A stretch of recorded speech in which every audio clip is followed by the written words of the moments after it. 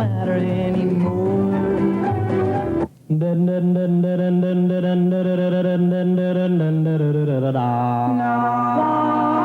Love you like I do.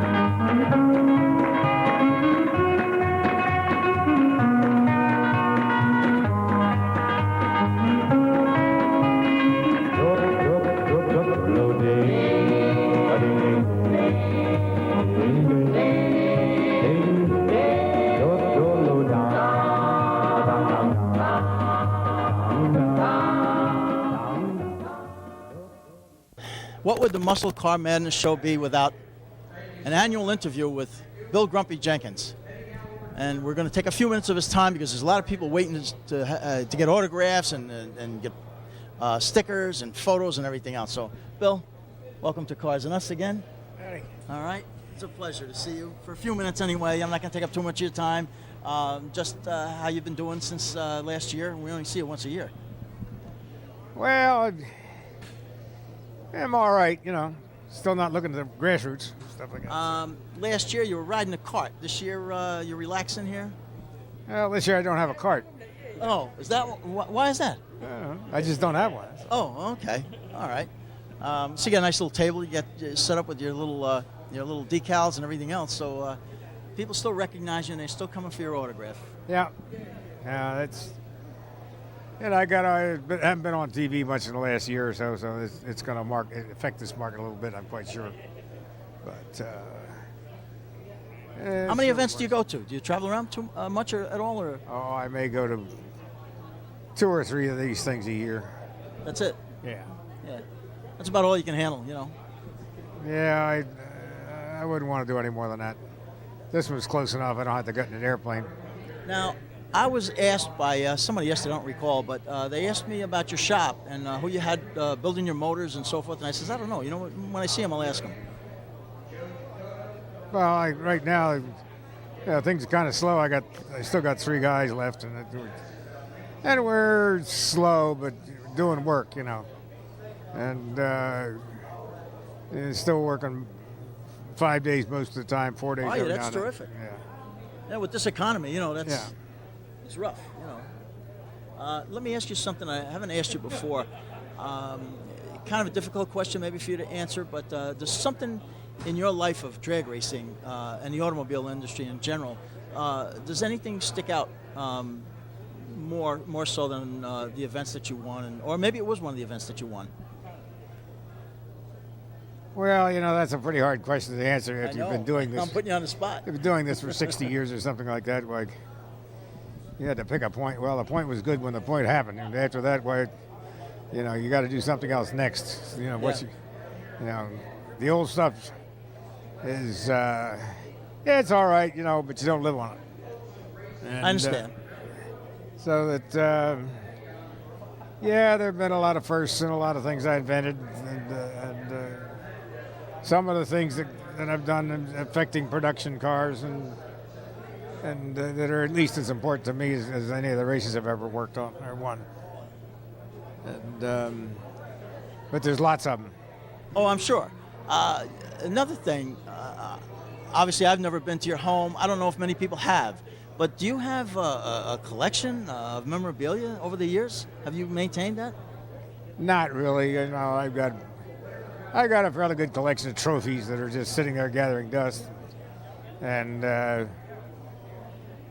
but as far as, you know, and I bought cars back from time to time, and I've been in and out of nostalgia cars, and Oh, I gave that almost probably about 10 years ago. I got rid of all that stuff. Did you? Yeah.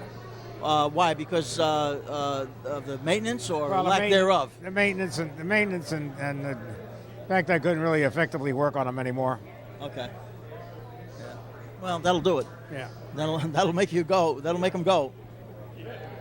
And it wasn't something, at that point in the game that I was using the guys in the shop to have to work on that because I need them to make money for me. So. Oh, sure. Yeah. Obviously, can't do your own and survive.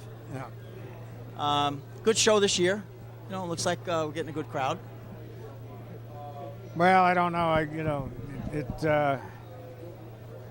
I've always had my mixed opinions about this show being every year, but why? Would you like to see it like every other year? Every other year or something like that. You would? Yeah, because it's You think people get tired of it? well, they get a little bit tired of it. We'll go there now. Well, nothing much has changed, so why should we go now? Well, wait another year, maybe something will change. Well, maybe the show shouldn't be that. But I realize that there are issues in getting the time and the building space reserved for and if you give it up for a year, you lose it. Right.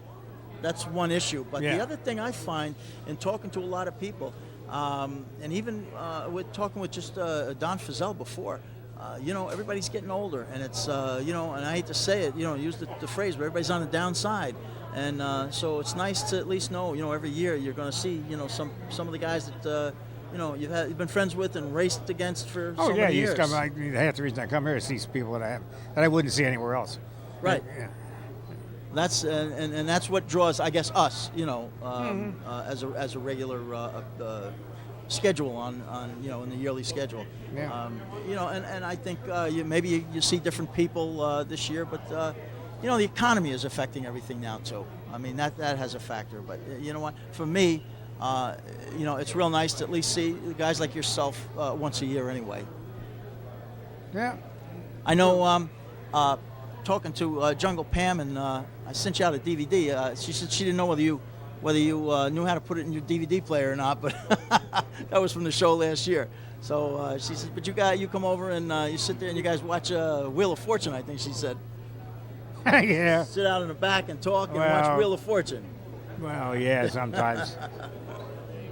She said, we're missing her she- this year. I think she's at a wedding or something this year. Yeah. But I got the DVD, that she made. Oh, well, I'm glad. Did you look at it? Yeah. Oh, okay. All right. She said, I'm not sure whether he's going to know how to, watch it or not, But, because are you on a computer by chance? Are you computer literate or do you stay away slightly. from it? Okay. No, because some of the older guys, they just refuse to go with the computer, And I said, it brings everything so close, You got guys that you can stay in touch with if you know how to, get into the computer. But, a lot of guys are not, they're just totally disinterested in it. Well, it's one of those things. It's a necessary evil. Well, that's you have to do it to keep up in business and With the times, sure. And with the times, what it in itself doesn't do a thing. No, that's true.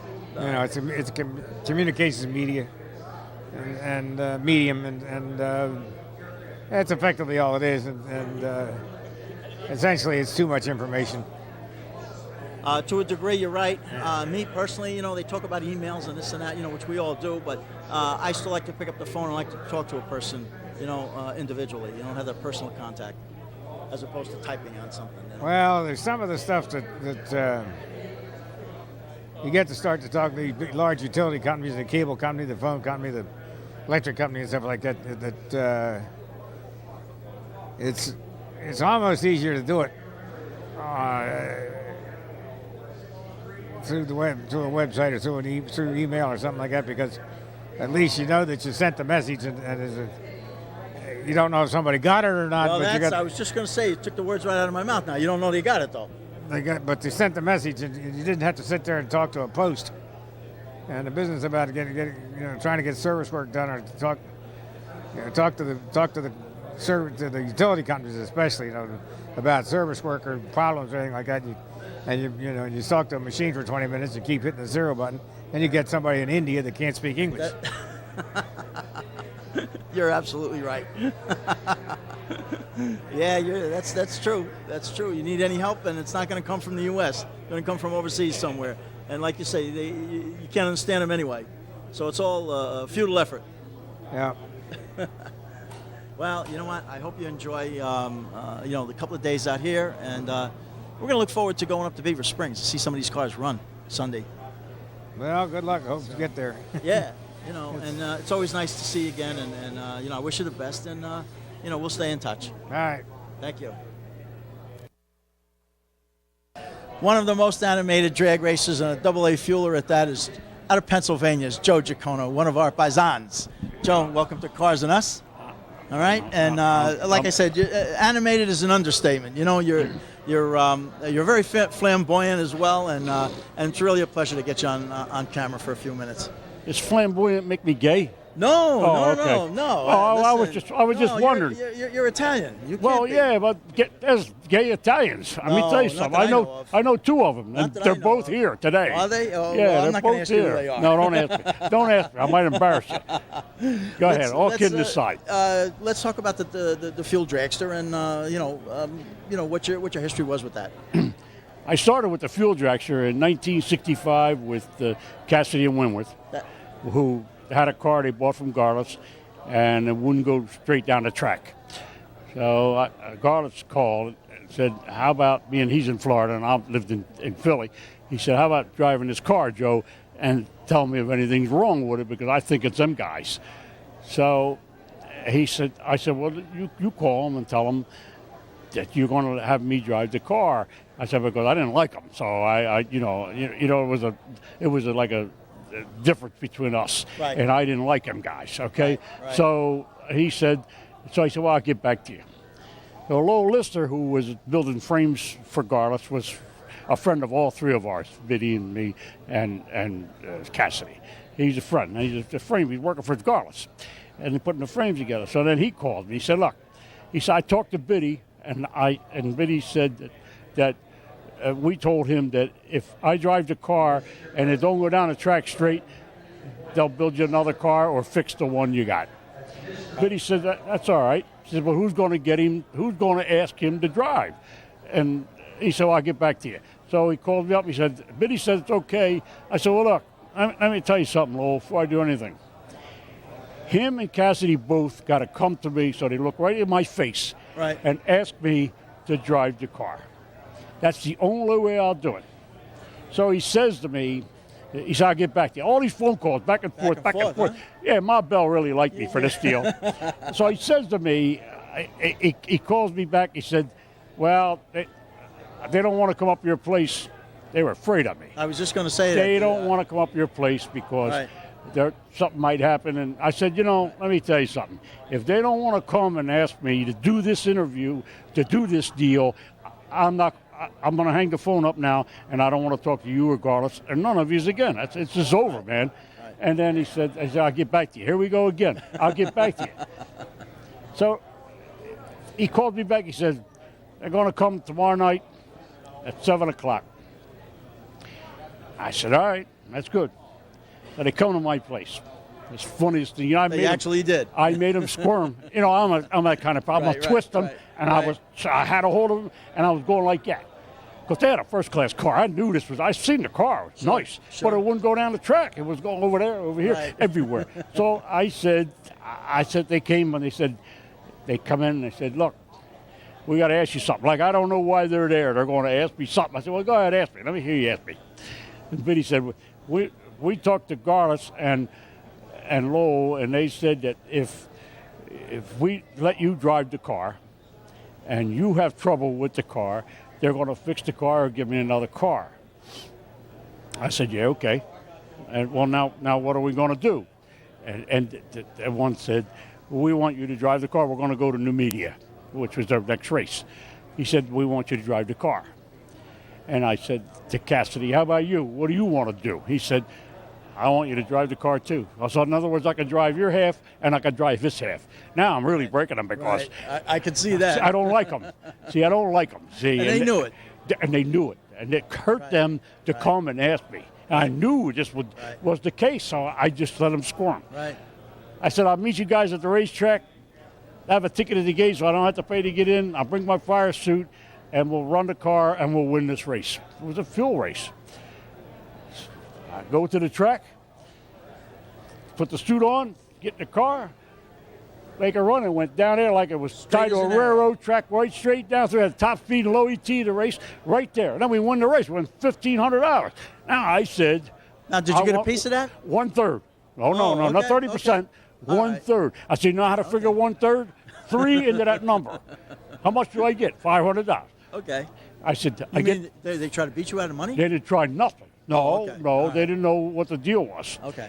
I told them the deal after we won. I told them the deal. So now we do this, and then we come back. They got a check. I said, why are you taking a check from these I guys? want cash. So I go back home. So on Monday or Tuesday or whenever they put the check in the bank. They said they're going to come up. I want to come up and pay you.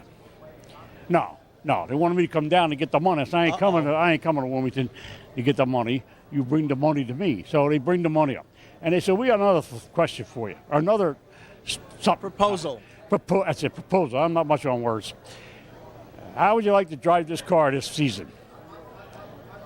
I said, yeah, it sounds pretty good. Now, that race was like at the end of the, like a September-ish, October-ish race. Toward the end of the season. It was the end of the season, exactly what it was. And I said, well, that sounds good. I said, I want 1/3 of the money. Plus expenses. I said, so now the first race will come to Florida. NASCAR is NASCAR now having a fuel circuit. Yeah. Whatever they NASCAR did, circuit, 1965, right. NASCAR. Right.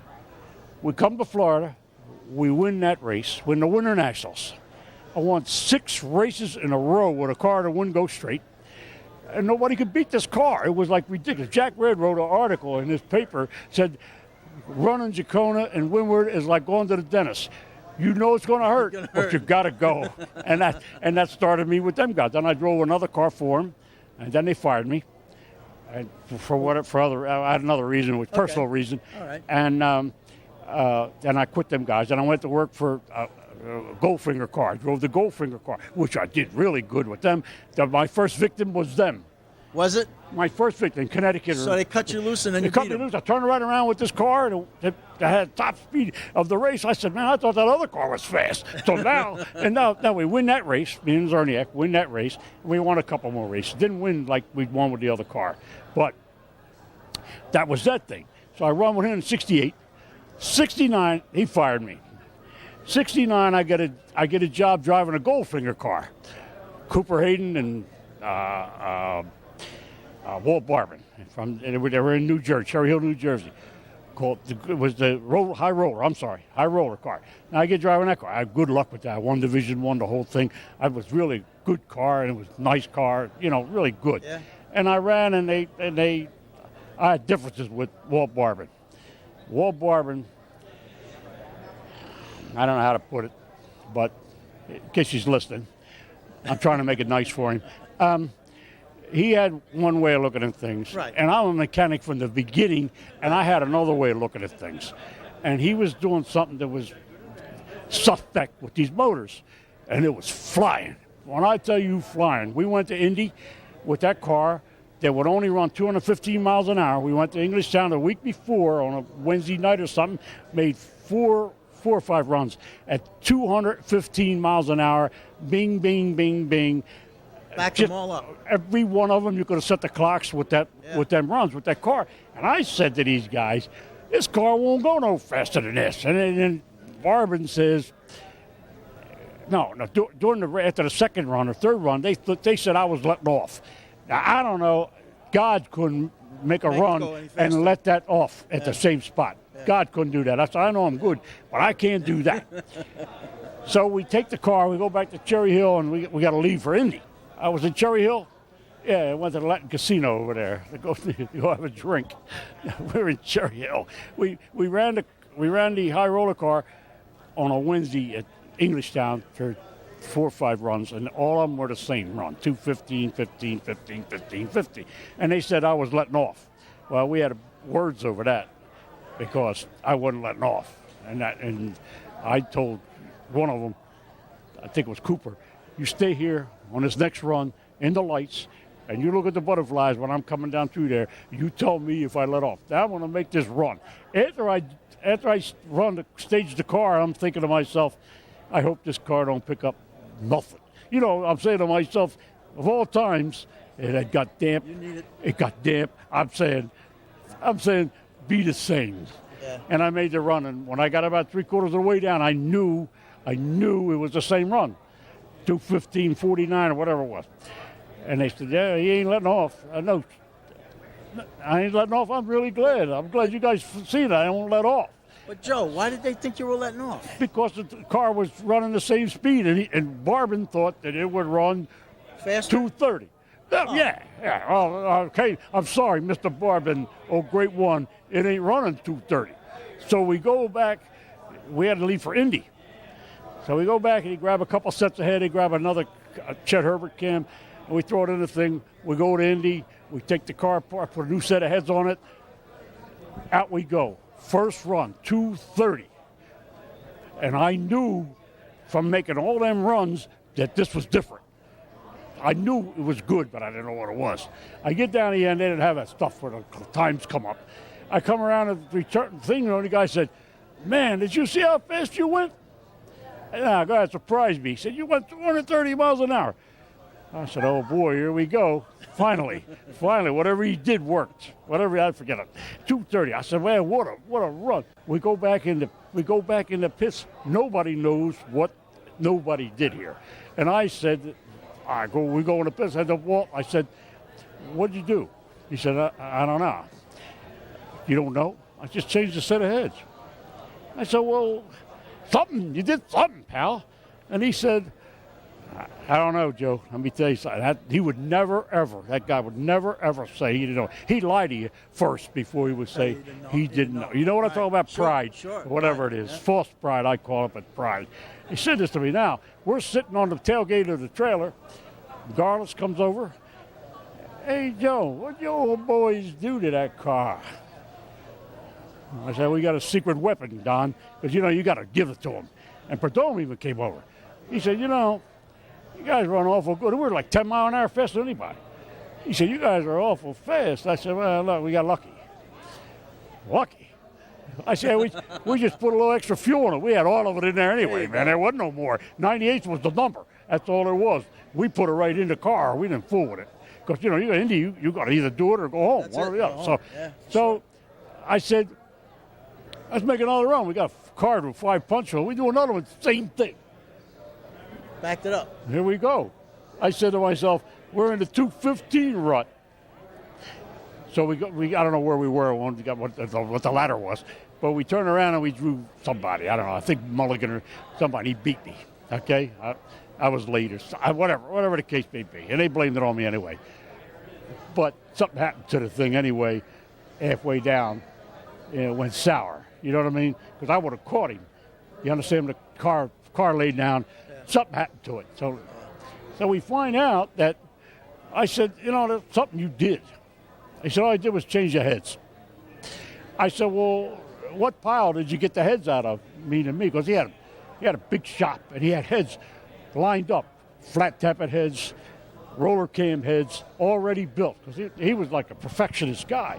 And we put the flat tappet heads on this thing with the roller cam, and the valves were floating. The valves were floating. Those valves were floating. I said, if we ran at night, you would have seen that right there. Coming out the exhaust. Exhaust. If I had a flame. We went somewhere, and it run the same speed. Fire was just high in the lights. And I said, yeah, this is it, pal. So you know what he does? If this is good, then less is gooder. Takes a couple shins out from under the springs. And I said to him, something's going to happen here, man. You can't float the valves and have this thing run. And they give me a lot of, well, if you don't want to drive, if you're afraid or whatever, you don't have to drive it. I said, well, you know what? What? We're doing something important. You don't have to drive it. So I said, you know what? I didn't make no difference to me. I didn't need them. I quit. They put somebody in the car. Guy got burnt. Blew the blower off. Is that right? Yeah, I don't remember now. One of them guys, and got burnt from that deal. So, and I said, I quit just in time. I can't believe I made a choice that worked for me, and that was the end of the lucky. guys. I got well, exactly what I got. I call that luck, because I was worried about Monsignor was looking over you. Yeah, Monsignor. Yeah, the Pope himself before he became a guard at Auschwitz. So that's the deal with that car. And then I did. After that, we went to funny cars. We bought a Tesca Ford. That was another story, which I don't know if you want to hear. Went to Tesca Ford, bought the Ford with the camera in it. I don't know how to get a license, so I went to ATCO, Kalita, and I don't know, McCullough, I think, signed my license, and I got a funny car license. So then we're going to do this. We ran one time in Maple Grove against the Brutus car, Lou, and then we were loaded to go to Frank Murata's place in Connecticut. DRAGWay, yeah. We go there in Connecticut. We had it on the truck. So me and another guy, he had a plane. I said, let's fly up, and we'll stick around up there. We're landing on the track, And we had trouble with the Navy fighters out in Groton over the air base. We went over the submarine base, and that was another story. Lucky we didn't shoot us. Groton. Yeah, Groton. We're not over the submarine base. Well, they send the fighters after us. And we give them the radio don't work treatment and, that kind of shit. And then we turn around, we get to the track, land the plane, bust the clocks all up, because we couldn't fly either. And Frank said to me, what are you doing here? Well, they had called him and said the car burned up. Car burned? What do you mean burn up? It was on a trailer when I left. The girlfriend of the guy that put the money up to buy that car set everything on fire. Burned the truck, the trailer, the house, everything. No kidding. Well, gasoline, burn it up. Yeah, on fire. She didn't want him to have it. He was going to the race without her. So anyway, we turned around, and Biddy and I said, look, man, I got this license. We got to have a funny car. So Biddy and I buy John Mazmanian's car. It's another story, man, because this was really a fast car. We unloaded out of the box run 666, 220, 222, the first run with the car. It was the record at ATCO forever. Just stayed for a long time. And then we ran that car for a while and ran a whole season. And then Biddy bailed, and I was by myself. Then I built a Rolling Stone car without nothing to do with Biddy. And the rest was history. I raced in 1977. Then I was just going to ask you when you quit. I quit in 1977. Okay. And in 04, 05, Rossetti calls me and wants me to come with him with this Rolling Stone car, which he had all this time. He did it all over. They put a Chrysler back in it. It was a Chevy was in it. And then he put a Chrysler back in it and made it. And then the rest is history, man. Well, anyway, Joe, thanks so much. Pleasure. And, My pleasure. enjoy the weekend.